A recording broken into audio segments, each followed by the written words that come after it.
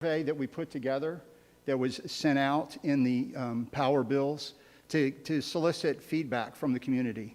And that input went into establishing some of the spaces and the programs that the Boys and Girls Club will be including in the project. It's got a 2.75 total project budget for the entire project, and there's multiple funding sources for it. So if we look at the site design, you can see this is just an aerial shot that shows you where the project is. I'm sure probably everybody here is familiar with the location, but this is the existing rec center, and we're going to be providing an addition onto it. It's right next to Carver Middle School. And this is a site plan showing, you can see the gray right here is the existing recreation center with the gymnasium, and then you can see the addition that's going to be added onto it. This is an existing outdoor play court. Also part of the project will be a resurfacing and restriping of the existing parking lot. So the building plan, to give you an overall, this sort of overall plan, this everything in white here, right here, you can see that's the existing gymnasium. And the main concept, we had several different design concepts. We went through some workshops.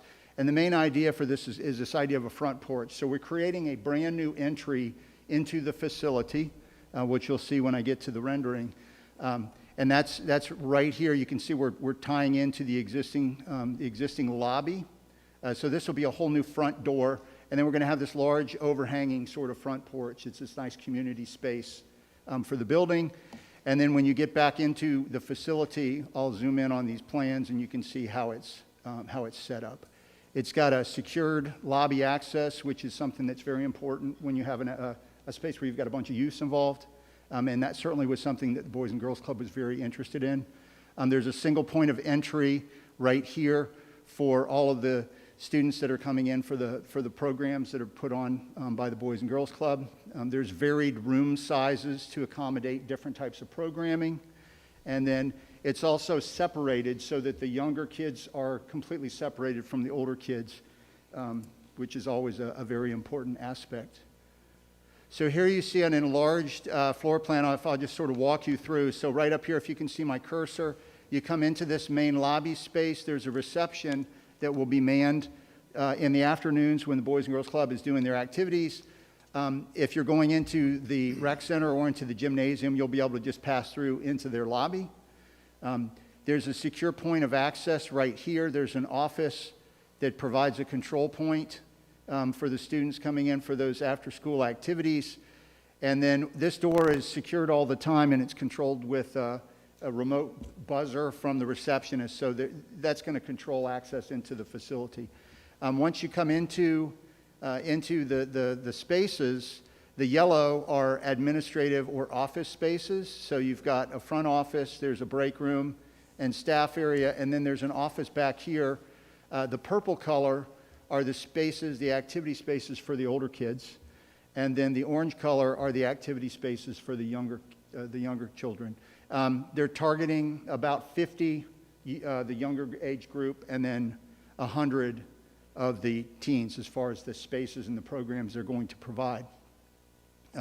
The gray areas are shared restrooms, so you've got restrooms for the younger as well as the teen that are isolated and separated. There's some large storage spaces. There's a life skills area, which has got an oven and a place where they can prepare food for the kids for lunches. Most often it's going to be catered in, but they can also do activities there where they can teach life skills to the students. When you come down into the teen area, it consists of a large game area. Pretty much all the Boys and Girls Clubs, they have a large game area where they have, like foosball and the shuffleboard tables and things like that. It's not video games. It's more sort of physical types of games and activities. There's a multi-purpose room where they can do arts and crafts and a variety of different program activities. And then there's also another multi-purpose room which is geared more towards computer use. And then when you get into the teen side, there's a teen lounge, which is kind of just a place where they can relax. They can do different types of activities, or if they're just taking a break. There's a large teen space, the game room. There's a dance area which is shared between the two age groups. There's a multi-purpose room for the teens. There's a computer lab for the teens. There's a sound studio, which is one of the really unique things that the boys and girls have, where they have equipment where people can go in, they can make music, they can record music and things like that. Like I said, there's an office already for sort of supervision, and then there's also another multi-purpose room. And then both of the spaces have an outdoor covered area as well, where they can go out and they can eat their lunch or their food, or they can have outdoor activities. You'll see right here, one of the things that we did in the design of the building was we created this outdoor space for the teens, and we pulled it away from the existing gym. In the existing gym, there's some really large windows, which are very nice, that open up into the gymnasium there. And we wanted to keep that daylight and keep everything in there, so that's why we created this notch, and it also gave us this opportunity to create a nice outdoor space. So these are the elevations of the building. This is the south elevation, so this is kind of where you're coming in. If you're familiar with the existing building, this pattern and these colors are what are on the existing building. So we wanted to make it fit in with the existing design so that it looked like it was intended to be there. And so that's that sort of pattern that you see. And also the coloration and the massings are all kind of picking up on the language of the existing building. So this is sort of the south elevation. Then this is over here on the north elevation. This is looking into that space between the existing gymnasium, the outdoor space, and then out here's east elevation. So this is, I'm going to go through a couple rendering, sort of rendered shots. So this is a shot right here. There's a little floor plan it shows. This is kind of like the lobby where you're coming in. So this is the reception desk. And then this is looking back. This is that office where they have control. This is the life skills area, and then back into the corridor there. So then just to the left would be where you'd enter into the existing gymnasium. This right here is a view into the game area. And so this is at the youth area. So you can see this is the patio going to that outdoor space, and then these are some cubbies and things. And then I'm going to do a walkthrough actually in a second here if I can get it all to work. This is the teen game area. And this was really trying to create this really dynamic space. It's interesting because we were just over there walking around and checking it out, and Travis was bringing up all the kids. There's like just this whole mass of kids that are all walking right across the ground where this building's going to exist. So it's really exciting. Hopefully we can capture some of those kids and get them to come in. And so we wanted to create a really dynamic space that they would think would be fun and cool to hang out in. So this is a view of the dance studio, looking in there with mirrors on all sides, and that's a view looking at that teen outdoor. So this is the existing gymnasium, looking into the teen game area and the outdoor lounge. And this is the outdoor lounge for the younger children. So at that point, I'll go through, well, I should have put a placeholder in there. So I'll go through the schedule real quick, and then we'll do a walkthrough. I'll open up the model and we can take a look. So right now, this is the proposed project schedule. This is kind of like where we are right now. The drawings have been submitted for permitting back in December 15th. So probably about 2-month turnaround on that permitting. The documents have been put out to bid. We're expecting to get our bid completed and everything with the GMP being submitted sometime around the 5th of February. And assuming everything goes according to plan, we'd have a construction start right around March 1st with a 7-month construction schedule, having the building completed on or around September 1st of the year. And now, let me open up. Let's see if it's going to... I think it's probably just waiting for the signal.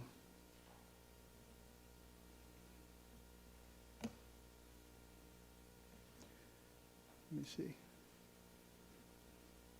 Do I need to do Windows P again? You shouldn't need to. Oh, yeah, duplicate. There we go. So there's this is kind of like a rendering. You can see kind of what the building looks like at the front door. So you can see we created this big front porch area where you're going to come in with a nice overhang canopy. This right here to the left is entry into the existing lobby. So there will also be an entry on the outside of the building and also when you go into the inside. That is going to help us with phasing because obviously we need to keep that building functional while they're building the new building. And so that's one of the things going to allow us to do that. And then, this is those office spaces right across the front, and these are the activity spaces for the youths. Let's see if I can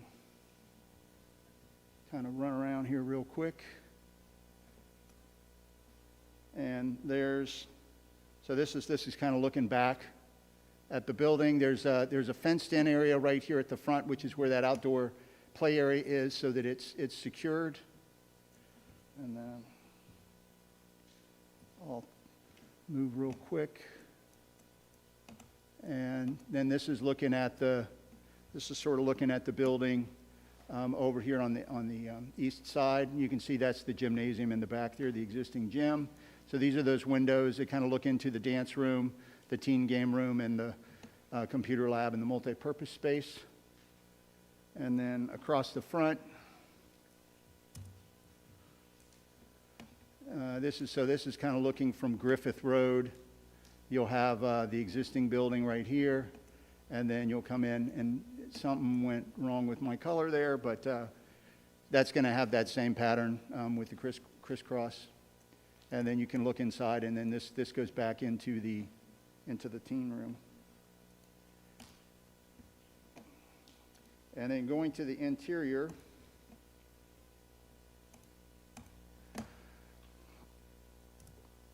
so this is once again this is looking the doors to the left, and this is in this area we've got exposed structure, so it's kind of nice and high where you come in, creates that sort of sense of entry.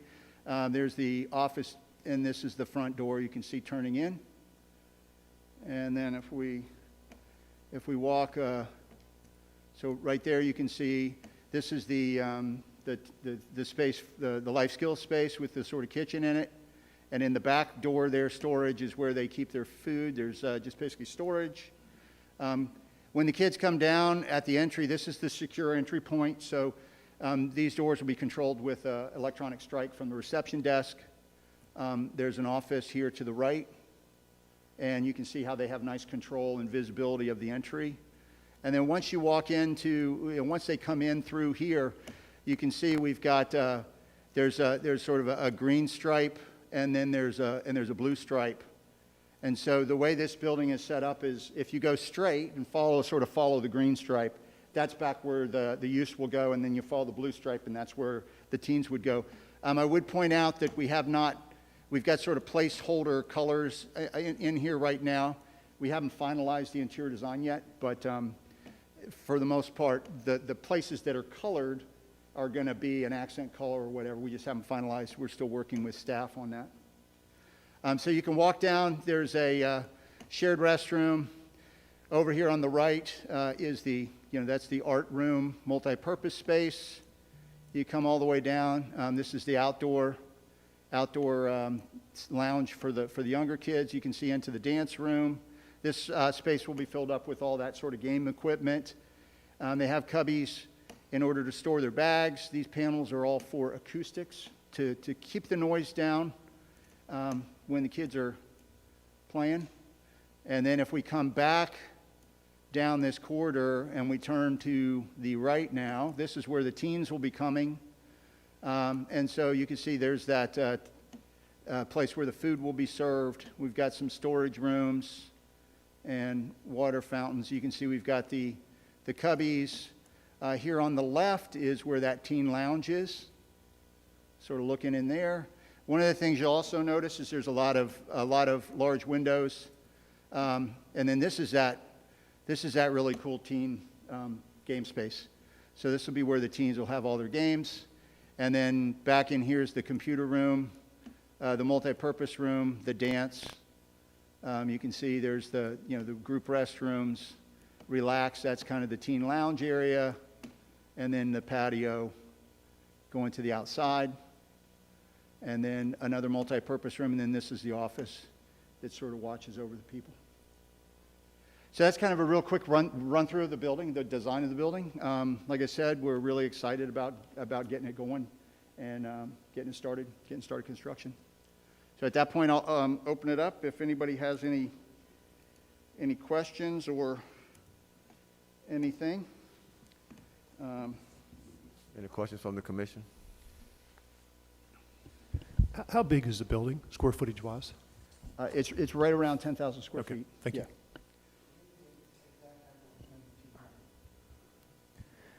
Where are the AC units going to go? Pardon? Where are the AC units and the equipment going to go? We've got rooftop units. We're matching what was done on the existing gymnasium. So there's a rooftop unit that's providing the conditioning for this building. And is the building set up so that that's screened, or is it visible? No, you won't be able to see it. The parapet is high enough Okay. so that it's going to hide the rooftop unit. Yes. Thanks. I guess my concern is also outside lighting, exterior lighting. I know the current gymnasium coming down Griffin Road is very dark. So I don't know if it's already there, but I would like to highlight this building coming down Griffin Road. So I would love to see exterior lighting. So when we ride down the road, this is a centerpiece of Leesburg, and I think it'd be great to have it lit, not just for security, but also for visibility for nighttime guests riding down Griffin Road. Absolutely. We do have exterior lighting on the perimeter of the building, but I don't think we've actually looked at it in terms of some architectural lighting to make sure that it looks really nice from the street as you're driving by. So that's something we can definitely take a look at. Thank you, sir. No, pretty minor, but I'd ask that anywhere. I know we have a nice Boys and Girls Club logo on the building on the outside, and I know these are just renderings, but I think anywhere where we put their logo, which I think is good, I just like to make sure that we have the City of Leesburg logo next to it to make it clear that it's a Leesburg facility as well. Right, right. Yes. And we are making those signs so that they're not, permanent. They could be removed if for some reason they needed to be. Well, I think you've done a great job, especially getting community input. I think the youth will love this facility. It looks like it's state-of-the-art, and it's probably something to talk to staff about, but the gymnasium has been kept in very pristine condition. So I would like to make sure that this building is also kept in pristine condition. I know we got a lot of kids, but I think, I know Ms. Porter Conley's back in the back from the Boys and Girls Club, but I just want to make sure that this building is treated like it's a pristine building. So 5-10 years from now, I don't want to see us replacing doors. And I know the electronic mechanisms are great while they're working, but they're not so great when they don't work. So I just want to make sure that our staff is understanding that we want this building. We do a tour 5 years from now that looks as good shape as it should as a 5-year-old building. Sure. Yep. Any other comments, questions, concerns? I think you've done a great job, and Mark, look forward to you building another fine building in Leesburg. Great. Thank you, sir. Thank you. For his public comments, this section is reserved for members of the public to bring up matters of concern, opportunities for praise. Issues brought up will not be discussed in detail at this meeting. Issues will either be referred to the proper staff or will be scheduled for consideration at a future city commission meeting. Comments are limited to 3 minutes, please.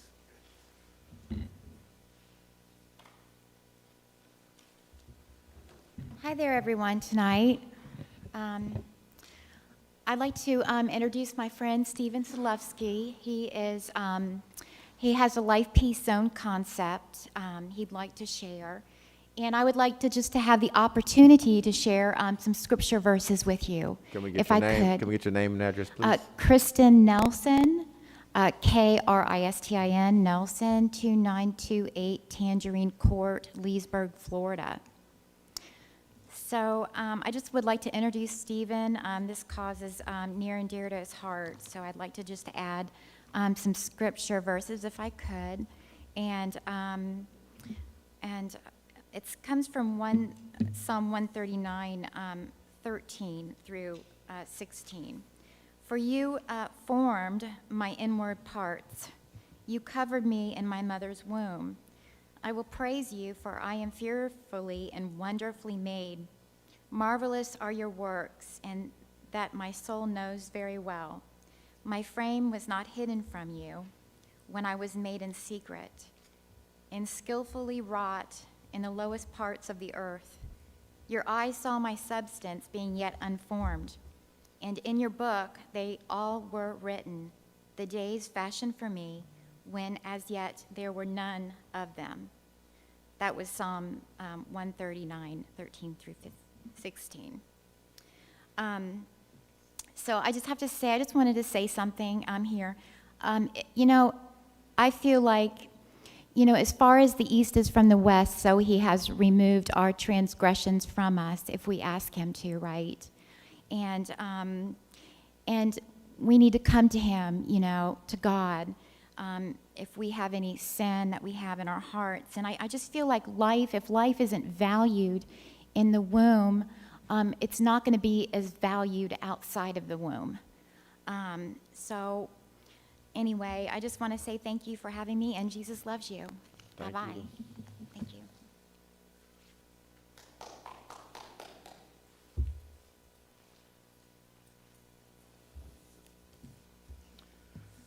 Beloved Leesburg City Council and citizens, I am lay brother Stephen Gerard. My vacation address is 2928 Tangerine Court, Leesburg. Much has transpired in our society in 2021 since the recent 53rd annual 2020 Leesburg Christmas Parade. My speaking before you today is a quick reminder that during this past 2020 Christmas Parade, I peacefully walked with several other citizens to promote the future possibility of a downtown Main Street Leesburg Business District Life Peace Zone. Of course, a couple of the individuals are with me. Kristen and Rita, you can raise your hands. Okay, they walked with me. Thank you.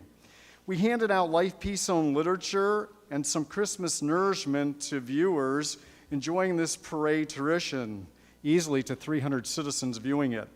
As a Third Order of St. Francis professed in September of 1997, I really adhere to a peaceful transformation of our society that is clearly encouraged by the Constitution of the USA. In days past, I honorably served as an enlisted and commissioned officer and received an honorable discharge in the U.S. Navy. Because of my veteran status, please know that I am very in tune and concerned with our nation and the recent unlawful events that occurred in Washington, D.C. this past week. It is my fervent hope and prayer that the upcoming constitutional Washington, D.C. March for Life will not be tainted because of this past week's tragic circus and lack of conservative, peaceful organization. The D.C. March for Life has always been peaceful and soundly organized. I expect it will continue to do so. Do sincerely know I am planning to be one of your veteran citizens peacefully praying, walking, and singing for the sanctity of life in Washington, D.C. near the end of this month. Please know that I have already walked 3 times in the D.C. March for Life. However, a special thanks and praise to the outgoing administration presently in D.C. It has been the most pro-life administration in our recent history in the USA. I can attest to this because I have personally witnessed Vice President Pence speaking at a former 2017 D.C. March for Life. At that time, President Trump was newly elected. God establishes covenants with his people in the Old Testament. I encourage all of us to learn about these God-given covenants with Abraham, Adam, Noah, Abraham, and David. Clearly, Jesus is our New Testament covenant, and he perfectly loves us all. The Holy Spirit continually guides each of us in new pro-life possibilities in the USA. A Leesburg Life Peace Zone, if embraced and codified and ratified, will become a legal protective umbrella for the safe personhood of the little preborn child peacefully developing in the mother's womb. I know my time is extended. I'm going to delve into zoning law to let all of you know. I hope you will do the same. And I will just close with, I encourage all of you to do the same with zoning research now in 2021. We can then compare notes of our independent efforts. Thank you for your new interests, research, and efforts with establishing a future Leesburg Life Peace Zone in 2021. Our Leesburg Christmas Parade is already shining forth in this new direction. Our efforts, all of us, are for pro-life, pro-peace, pro-birth, pro-personhood, pro-family. Peace and garden joy. Thank you all. Thank you very much. Any other community input?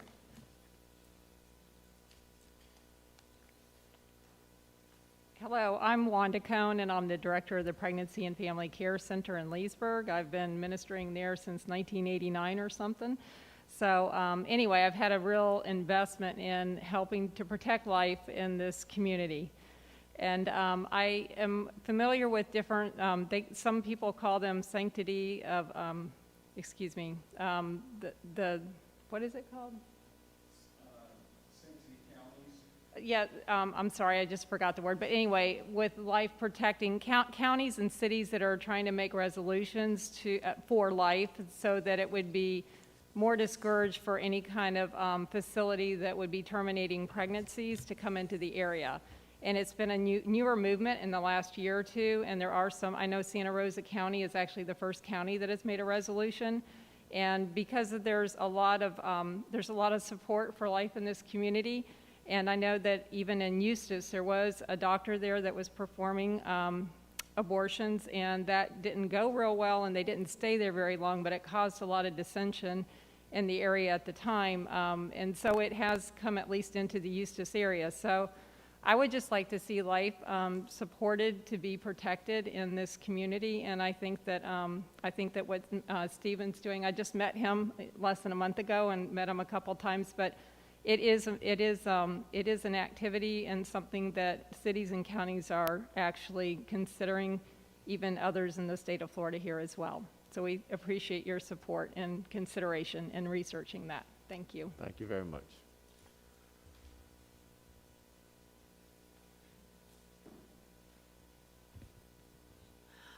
Rita Ward, 70, you want to address, right? Yes, ma'am. 7023 North Shore Drive, Leesburg, Florida. And I've been a resident in Florida about 32 years. I'm a volunteer at the Pregnancy and Family Center. And I did march in the Leesburg Parade in December to honor the sanctity of life. This request is not like your usual ones. I don't really see any physical or economic impact, but there is a spiritual impact. And it's a means to establish Leesburg as a pro-life city officially. And I think to honor the sanctity of life is a noble goal for a city. So I would encourage the city to adopt this requested zone for peace and life. Thank you. Thank you very much. Do we have any other public comment? Seeing no comment, we'll move on to the consent agenda. Where routine items are placed on the consent agenda to expedite the meeting. If commissioner staff wish to discuss any items, the procedure is as follows. Pull the item from the consent agenda, vote on remaining items with one roll call vote, discuss each item, and vote by roll call. Are there any items the commission would like to pull tonight? Got a 5B1 and 5C4. Yes, sir. Any other items? 5B3.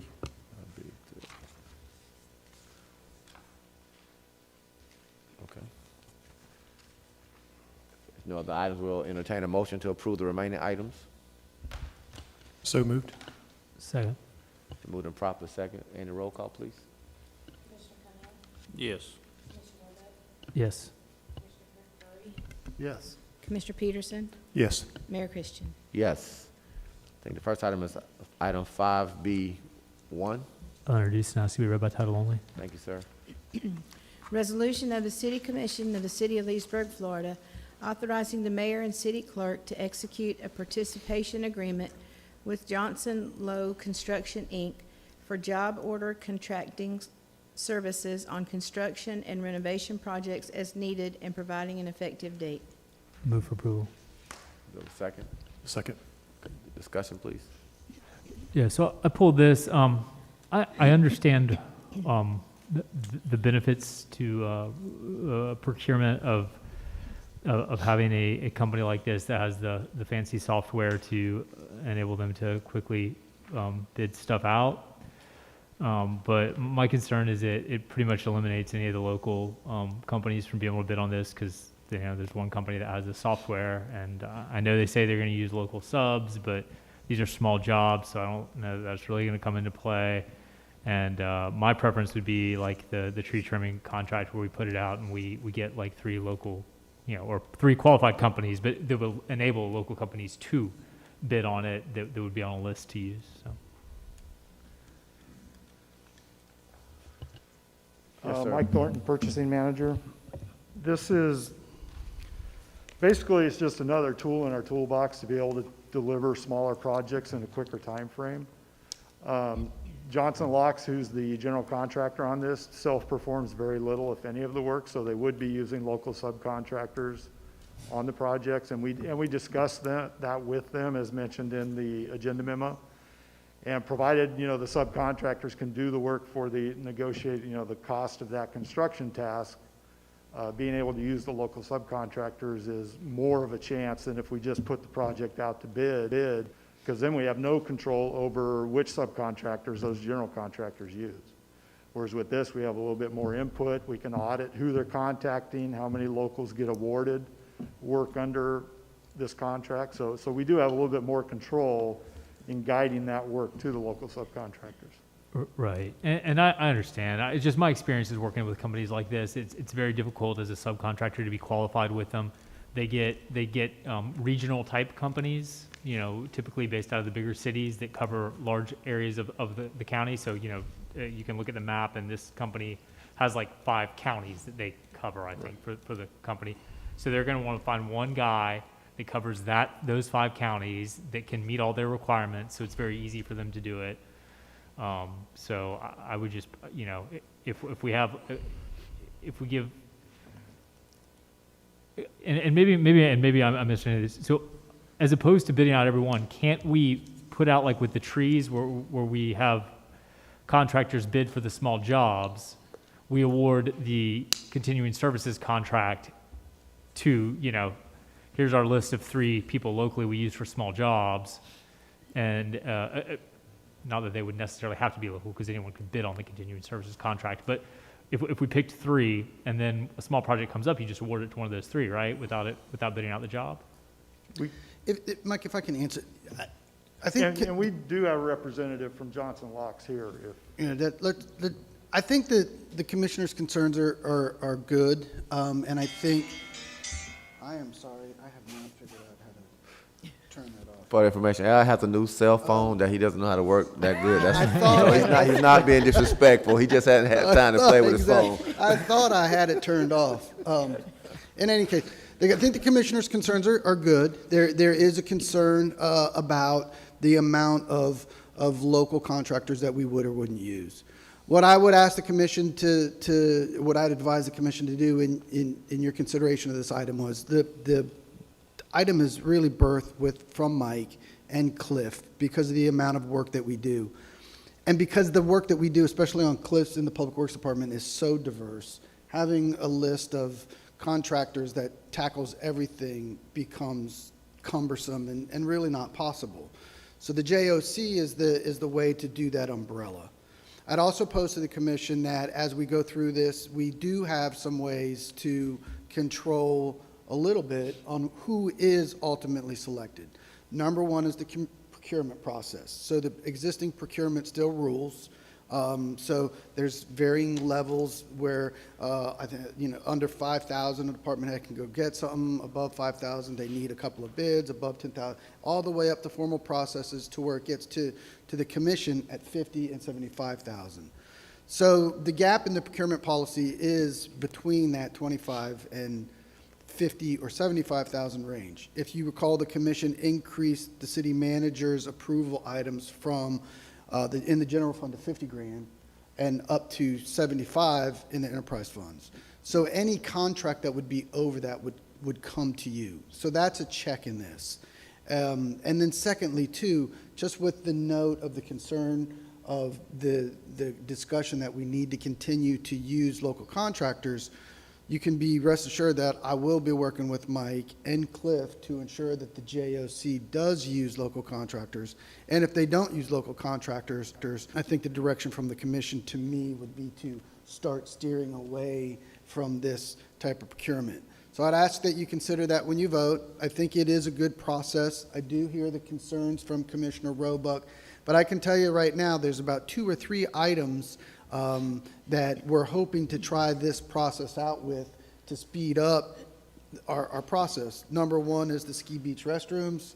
Number 2 is when we did the Lake Lorraine project, part of that requirement, if you recall, was we were going to build a memorial gazebo to the gentleman who donated us the land. So this would be another one. So I don't envision us doing big, crazy items with this contract.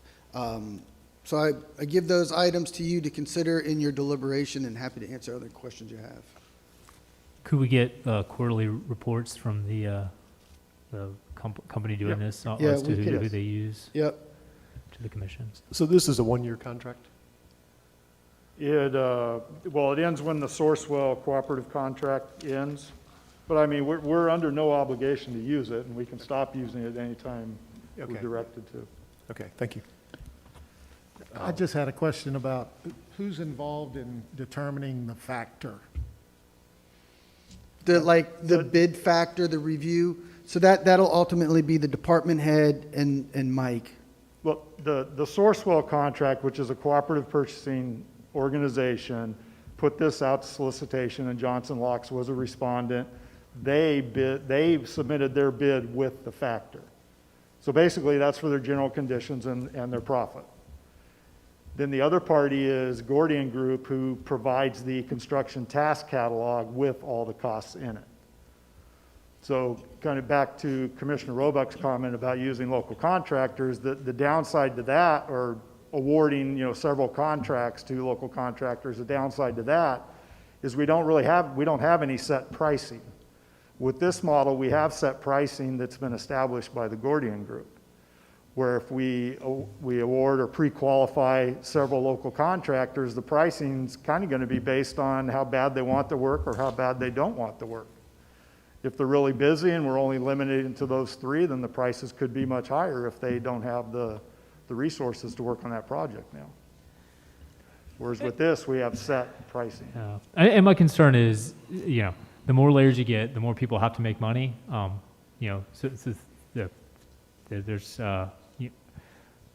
and I get we can't bid out every $20,000, $15,000 project, but I also feel confident that if you did, they're not going to be the low bidder on a single one of them, because this is a much larger company getting paid and the software company getting paid than our local guy that's got 2 employees that would do the $15,000 project. So, anyways, I know where it's coming from, it sounds like there's some things to mitigate, but I just can't support it. Mr. Thornton, you said you had a representative from the company here? Yes. Can you come? I got a question I want to.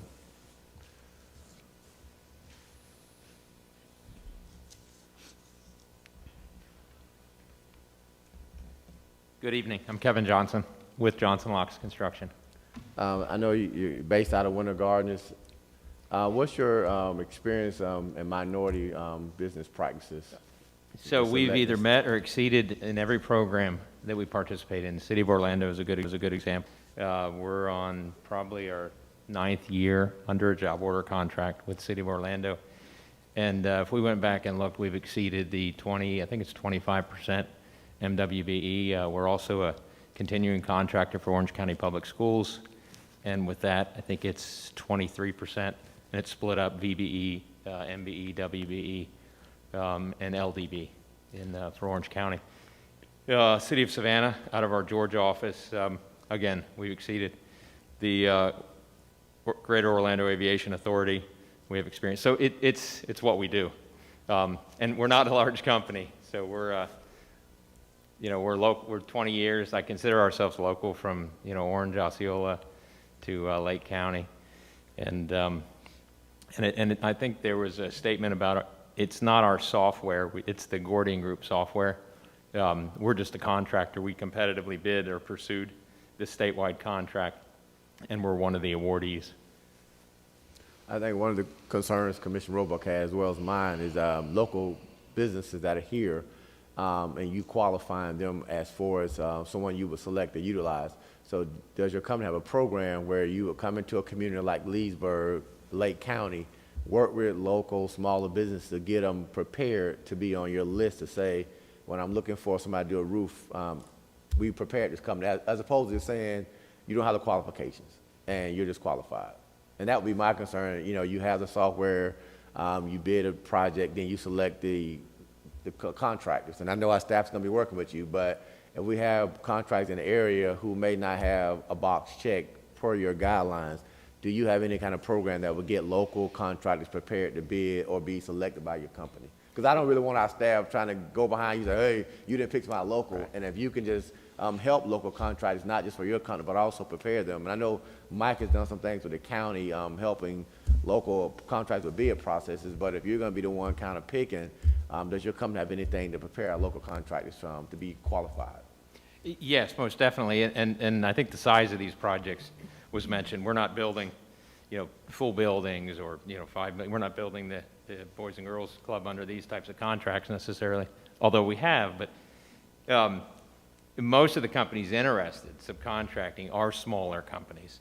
And with that in mind, we're not requiring bonding, P&P bonds. We're, favorable payment terms.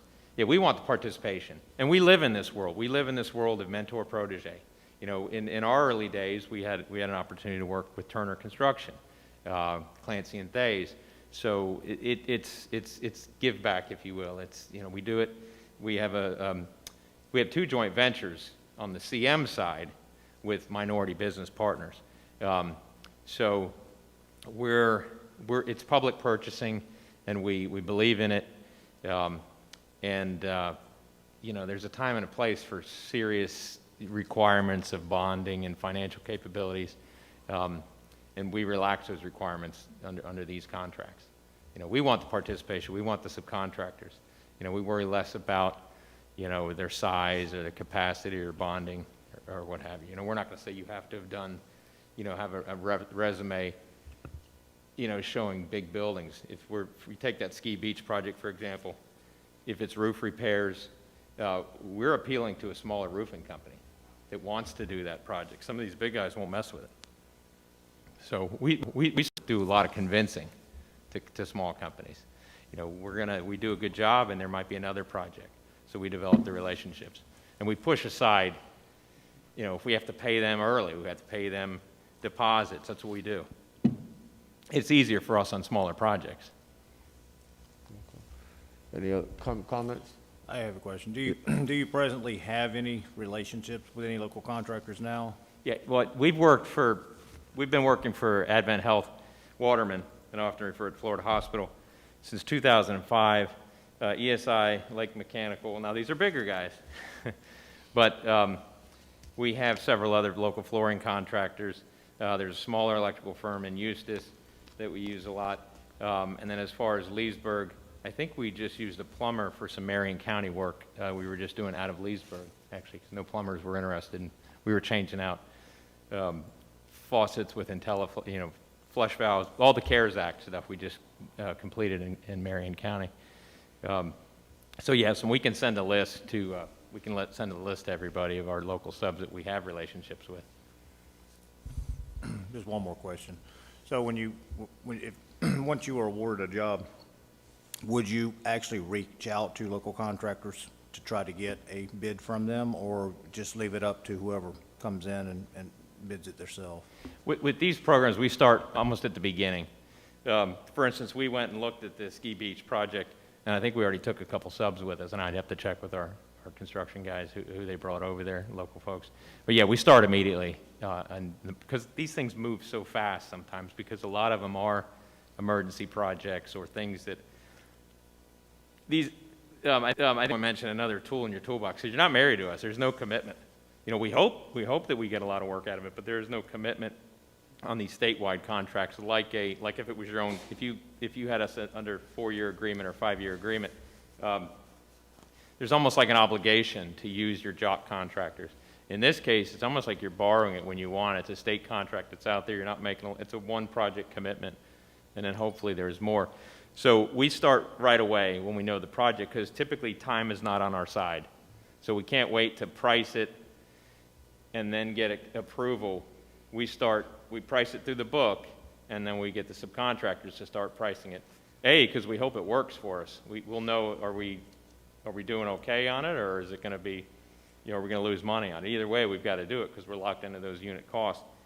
But we want the subcontractors ready to go, familiar with it, and we go from there. And a lot of times, we're working the phones, especially these smaller ones, to garnish interest or gain interest in these things. Any other comments? Thank you, sir. Thank you. Any comments from the public? Roll call, Ms. Andy. Commissioner Roebuck, No. Commissioner Burry, Yes. Commissioner Peterson, Yes. Commissioner Connell, No. Mayor Christian. Yes. Item 5B3. Someone like to introduce it, please? I'll introduce, has to be read by title only. Resolution of the City Commission of the City of Leesburg, Florida, authorizing the mayor and city clerk to execute a fixed unit price agreement with Tip Top Tree Experts LLC for tree trimming, removal, and related services on an as-needed basis and providing an effective date. A motion, Move for approval. Second. discussion? Who pulled it? Okay. Yes, sir.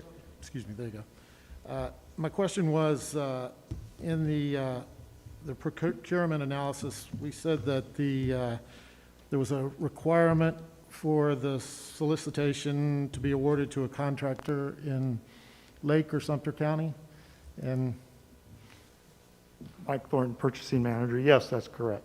okay, so one of the ones we're going to award is in Weirsdale, which is Marion County. Is that going to get us in any trouble? I thought, I don't know I don't think so. I'll have to double check that.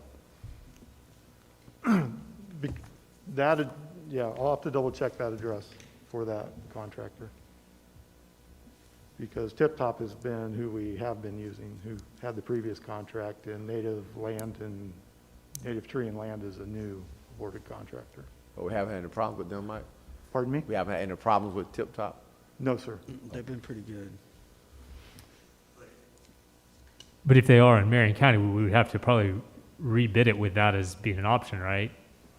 We would have to not award it to them because they would not have met the Yeah. geographic requirement. Right, we have to do a new solicitation if we wanted to use them, which, could we Well, do we that? do have the one contractor that Right. did qualify. Okay.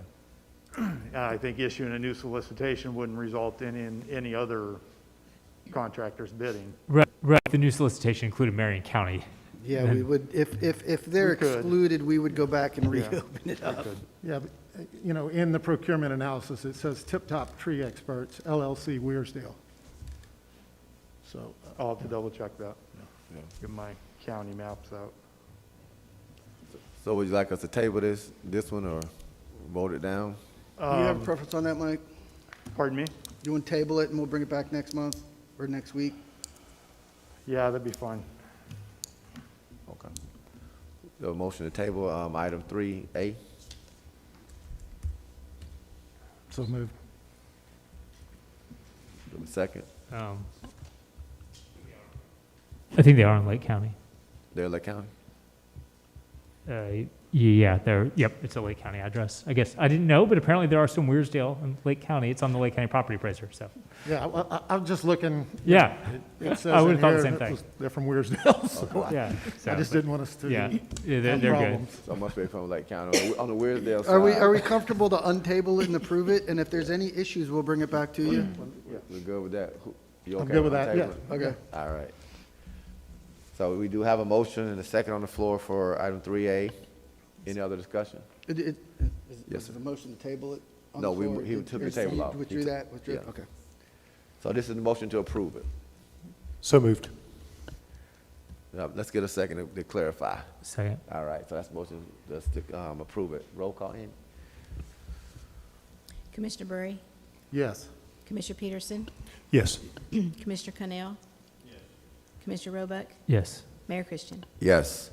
Item 5.3B is also a resolution. Would someone like to introduce it? I'll introduce and ask to be read by title only. Thank you. Resolution of the City Commission of the City of Leesburg, Florida, authorizing the mayor and city clerk to execute a fixed unit price agreement with Native Land and Trees, Inc. for tree trimming, removal, and related services on an as-needed basis and providing an effective date. Motion to approve. Move approval. Second. Move in proper second. Discussion. No discussion. All right. Roll call, please. Commissioner Peterson? Yes. Commissioner Connell? Yes. Commissioner Roebuck? Yes. Commissioner Burry? Yes. Mayor Christian? Yes. Item 5C4. It's also a resolution. Someone like to introduce it? I'll introduce and ask to be read by title only. Thank you.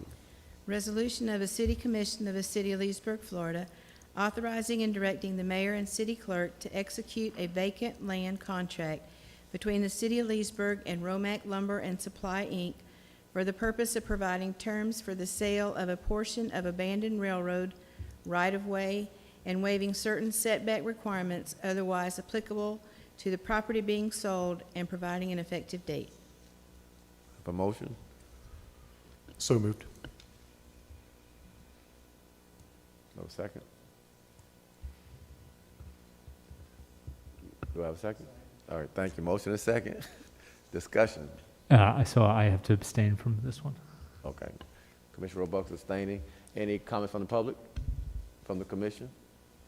Roll call. I sorry. do have one. Maybe if Al can just kind of explain, I'm not overly familiar with what we're proposing here. Okay, if you go to Romac Lumber Yard, their main lumber yard goes from Lee Street on the east and probably goes 1,000 or so feet to the west. So Lee Street on the east, Main Street on the south. The railroad right-of-way, the old railroad, which used to be 100 feet, which basically cuts through the middle of downtown there. So Romac has a number of facilities in that area. About a year ago, they asked us to purchase about the same size of right-of-way. If you go to that map in your packet, on the sketch of the right-of-way, you'll see the hatched area where they bought. What they have plans for is there's 75 feet wide of the 100 feet that we're proposing to sell to them. Their plans are to expand their lumber yard. So more buildings, more facilities, more tax base, more business for Romac. That's good for everybody. We have kept a 25-foot strip. So on the first one, we kept a 25-foot strip so that we do have place for our infrastructure to go down that corridor.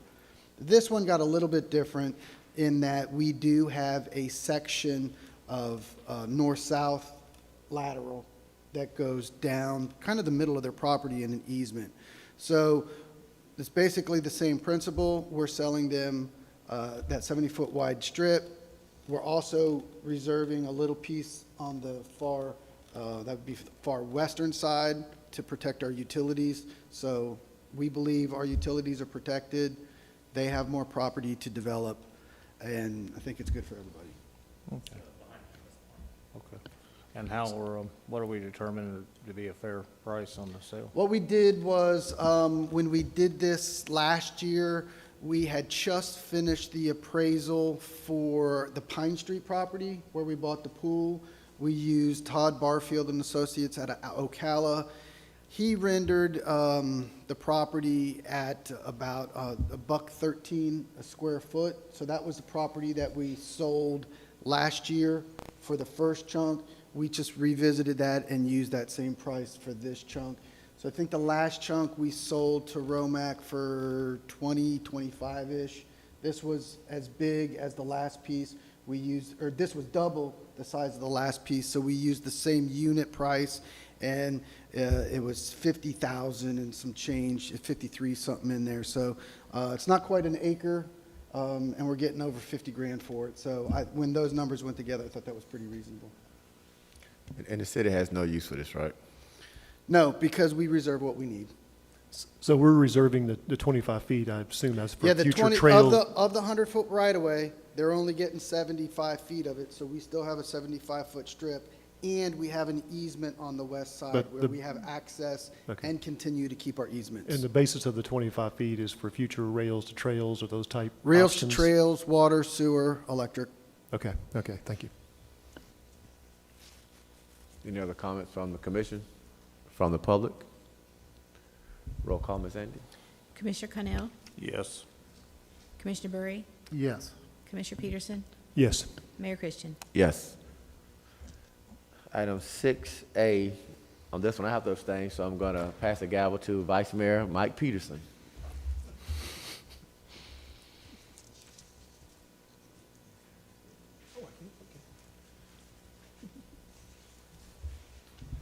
I got excited. I got to sit in the mayor's seat there for a couple seconds. So I'll introduce 6A1. I'll introduce House Bill by title only. An ordinance of the City of Leesburg, Florida, annexing certain real property consisting of approximately 0.46 acres, being generally located west of Sleepy Hollow Road and north of Old Tavares Road, lying in Section 20, Township 19 South, Range 25 East, Lake County, Florida, providing that said property so annexed shall be liable for its proportionate share of the existing and future indebtedness of said city, providing that such annexed property shall be subject to all laws and ordinances of said city, as if all such territory had been a part of the City of Leesburg at the time of passage and approval of said laws and ordinances, providing that such annexed territory shall be placed in City Commission District 1, and providing an effective date. Move for approval. Can I get a second? Second. Thank you. Any comments from the commission? Just point out, this is already, at least my understanding, so Dan's here, and correct me if I'm wrong, this is already zoned the exact same way in the county, right? We're not even, it's just moving it into the city? The answer is yes. Okay. So We just want city that's, utilities. if they want to pay some extra taxes to us so they can be part of the city, then I'm certainly happy to let them do so. We love the city then. Okay. Any comments from the public? Okay. I guess roll call. Commissioner Roebuck, Yes. Commissioner Burry, Yes. Commissioner Connell, Yes. Mayor Pro Tem Peterson. Yes.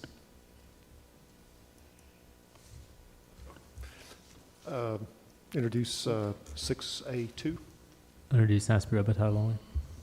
An ordinance amending the future land use map of the comprehensive plan for the City of Leesburg, changing the future land use map designation of certain property containing approximately 0.46 acres, being generally located on the west side of Sleepy Hollow Road and north of Old Tavares Road, lying in Section 20, Township 19 South, Range 25 East, Lake County, Florida, from Lake County urban low density to City of Leesburg Estate, and providing an effective date. Do you have a motion to approve? Move for approval. Second. Any comments? But- Yeah, just for the new commissioners, again, this is, every time we do an annexation, it always comes in threes. We annex property, then we land use it, so that's the future land use map, and we put Dan's colors up there, and then we do a third exercise, which is the zoning classification, and from the future, we pick out the little parcel and put in the next color, so this is always the repeat.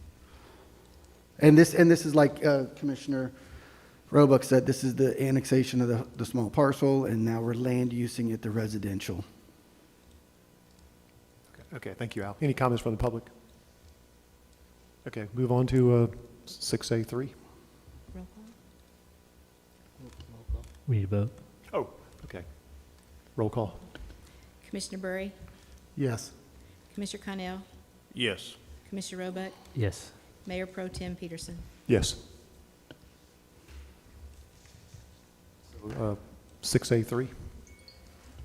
I'll introduce House Bill by title only. An ordinance of the City of Leesburg, Florida, rezoning approximately 0.46 plus minus acres from Lake County R1 rural residential to City R1 low-density residential for property generally located west of Sleepy Hollow Road and north of Old Tavares Road, as legally described in Section 20, Township 19 South, Range 25 East, Lake County, Florida, and providing an effective date. Motion to approve. Move for approval. Second. Any comments? Comments from the public? Okay, roll call. Commissioner Connell, Yes. Commissioner Roebuck, Yes. Commissioner Berry, Yes. Mayor Pro Tem Peterson. Yes. Thank you, Mayor Pro Tem Peterson. Item 6.4. Someone like to, you read it for us, please? I'll introduce and ask for read by title only. An ordinance of the City of Leesburg, Florida, modifying the conditions of approval on approximately 19.5 plus minus acres for property generally located north of U.S. Highway 441, west of North Lake Avenue, and south of Bentley Road, as legally described in Section 30, Township 19 South, Range 25 East, Lake County, Florida, and providing an effective date. Move for approval. Second. Move to proper second. Discussion from the commission. From the Yeah, public. Yes, sir. sorry. Dan, is this, I mean, we're letting them remove the pool. We're not adding anything new. Do we typically require a pool in subdivisions like this? We typically go for that, but given that there are many, many options when it comes to recreation, we can take a pool out, put other things in, and what they're asking for today, the only thing they're asking for is to remove the pool and replace that with different recreation options, such as a dog park and pavilions, barbecue, different things, and children's playground. No, and maybe I'm reading it wrong. It looked to me as if the other stuff was already required along with the pool, and then we just struck the pool. That's mostly correct. We're working on what they want to replace it with, but they did agree to some pavilion-type structures, and I don't think the pavilions was in there. I may have missed that. But Richard Wolfarth is here, and he's willing to put it on a commitment, I'm sure, of whatever we want to do. But we And worked I'm with them on not, that. yeah, and I don't care what it is. I just, want to make sure we have some amenities, because That's correct. my only concern with these things is that, you start stripping away amenities, and that allows you to put even lower priced homes in, where if you've got to spend Understood. some money on the development, you got to make it back somehow. Right. There is a requirement for 200 square feet per home of recreation space. And so what we do is we take that space and then we add in amenities, and we try to leave some options out there. So what would be an option, Dan? I know you said the We pavilion. can come in and say, we want you to put in some pavilions, some shade structures, barbecue grills, the pet, I think the dog park was already in there. There's a variety of things, children's tot lots, things of that nature. Because I'm hearing Commissioner Roebuck saying it, and if you don't have anything, then that means the young people are going to go somewhere to find extracurricular activities. That means in other people's yards and do mischievous things. So if you're going to bring this many people, you should be able to accommodate them on the property, almost Right. like we do retention ponds. So I do agree with Commissioner Roebuck that Sure. if you're going to get rid of the pool, The pool goes away, but it remains recreational space if you approve this. That does not allow any additional units or anything like that. You still have to replace it. I'm looking at With something. at a $100,000 pool with monthly maintenance, and you get rid of that, so you got rid of $100,000 plus maintenance, as opposed to putting a shade structure that you don't have to do anything with for the next 20 Understood. years. So, and I get, we want developer to make money. We also want to make sure that we have a nice development in Leesburg where people can have the amenities that will say, this is where I want to live. Sure. So I do agree with Commissioner Roebuck. Something needs to be replaced that's going to make this a very nice place people want to live. Okay. Any other comments from the commissioners? Any thoughts? Ideas? I just learned something. I did not know we were requiring pools, subdivisions like this. There's generally some negotiation and back and forth. We'll start out for the pool, and they'll try to replace it with something else. It's pretty standard. It's not anything new. But whatever the commission wants to do. If you'd like to ask Mr. Wolfarth, you can do that as well, of course. Any questions on that? Yeah, I mean, I'd just be interested in if he has some things he'd like to replace it with. I mean, I'm very open to what it would be, but, what I don't want to do is okay, let's take away the, whatever it is, a third of an acre of a pool and just make the dog park a third of an acre, which Sure. isn't a real extra amenity, you know what I mean? And I'm not saying that's what he's trying to do, but I just want to be here. Yes, good evening. For the record, my name is Richard Wolfhard, 1642 Bridgewater Drive, Lake Mary, Florida. The package you see in front of you is quite comprehensive for an amenity package for a 100-unit project.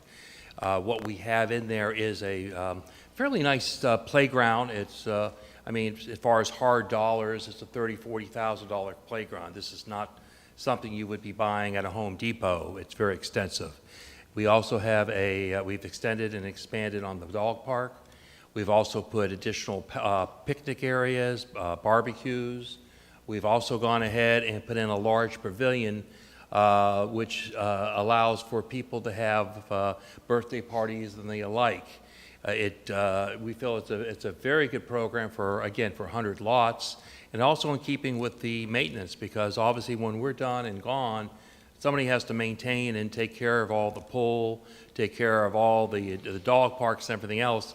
We think this is more of a relationship for the people who will be moving there. And we're finding as time goes on that most smaller communities don't want the hassle and the expense of maintaining a pool and all the rest. They're not being used. So we found that this was where they could have birthday parties and the like at the pavilion. It's a very nice pavilion. There's, I think, a copy of a picture. I built this pavilion at another project about 2-3 years ago, and it's been well received. They can put picnic tables under there, have gatherings. So go back to the original question. We're not just simply taking it away and not putting anything back. The pavilion replaces it.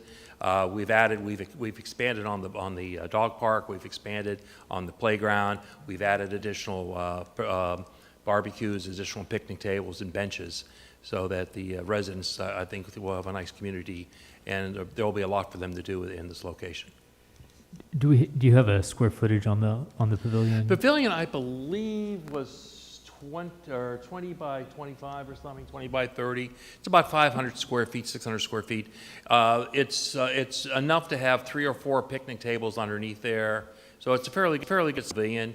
The one we use is it's a wood structure with a plastic layment, so that and the one I built 4 or 5 years ago looks like the day we built it. It's a kit we buy, and like I said, the residents that have been there, that was for a community of 140 residents, and it's been well received. In the plan, wasn't there some pool cabanas? Are they going also? No, that's what we're saying. That's where the pavilion will go. Okay, so what's going where the pool used to be? Well, the pool cabana, the pavilion takes up that whole space. So the cabanas and the pool? Yeah, it's will like be about a 500 square pavilion. feet, so it's pretty large. Okay. Any other questions? I mean, I'm fine with it. I mean, I think the market dictates it. If he believes he can sell the product and compete with the other developments that have pools, let the market dictate that. Thank you very much. Any questions, I'm here to answer. I'm okay with that. All right. Roll call, please. Commissioner Peterson? Yes. Commissioner Connell? Yes. Commissioner Roebuck? Yes. Commissioner Burry? Yes. Mayor Christian? Yes. I think this is the first development that came through that we didn't have a lot of opposition about. Yes, sir. In February, and hopefully have housing out there before the end of the year. Thank you. Appreciate it. Welcome to Leesburg. Thank you so much. All right, 6-5, ordinances as well. Would someone like to introduce it, please? I'll introduce Asbury by title only.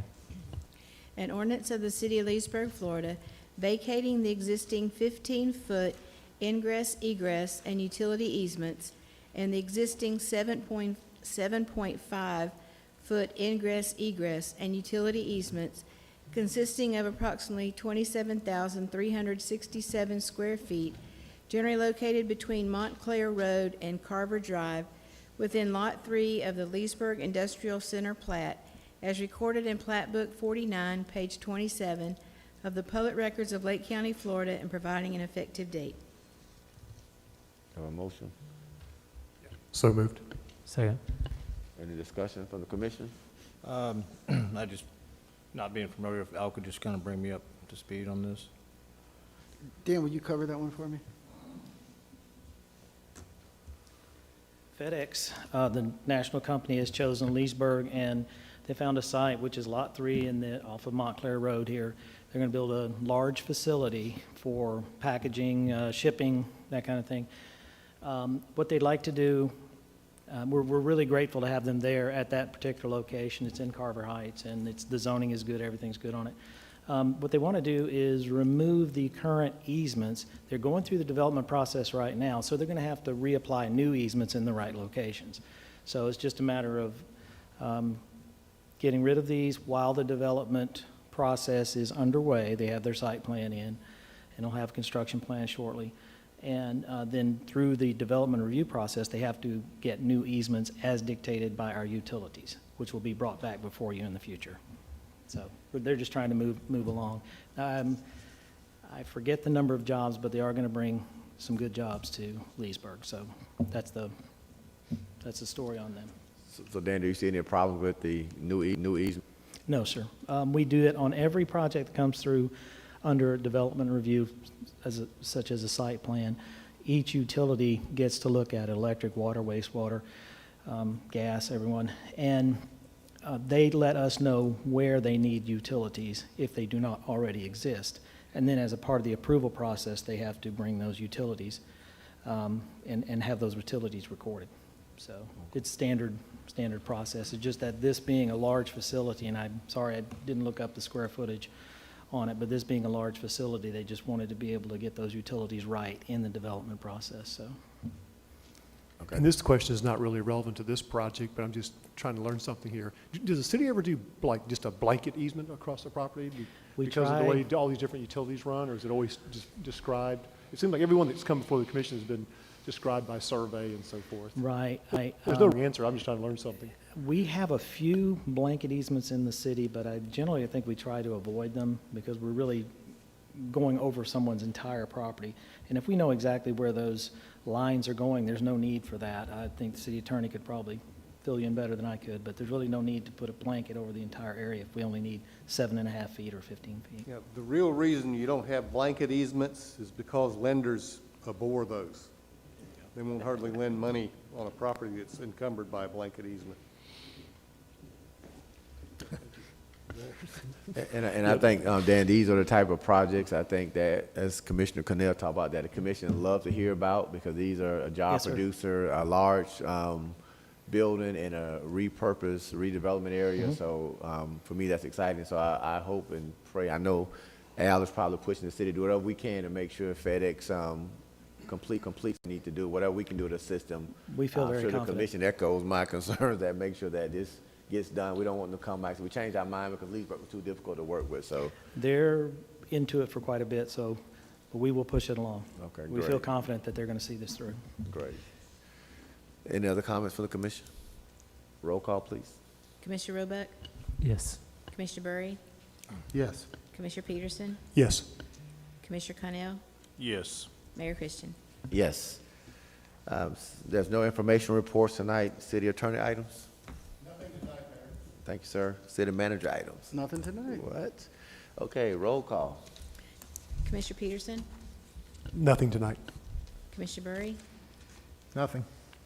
Commissioner Roebuck, Yeah,